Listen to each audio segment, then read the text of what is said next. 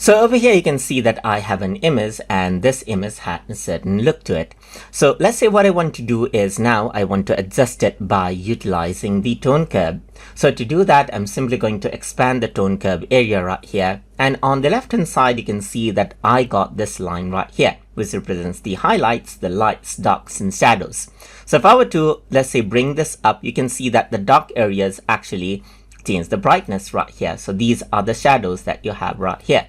Apart from that, over here on the right hand side, you got the bright areas, that is the skies, and you can see that as I drag it up and down, the sky color actually changes. Then you got the mid-tone areas right here.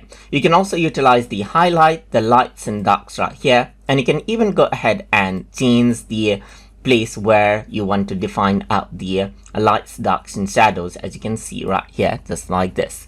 Apart from that, you can also go ahead and adjust out, let's say for example, different things. So right now I'm using all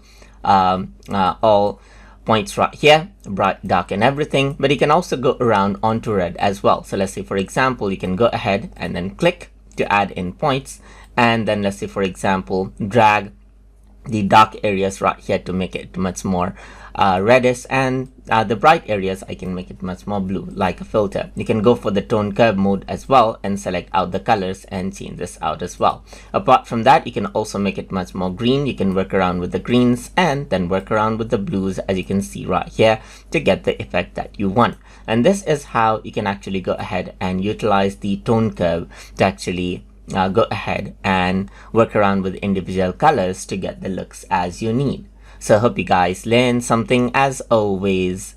And as always, please like, comment, share, and subscribe.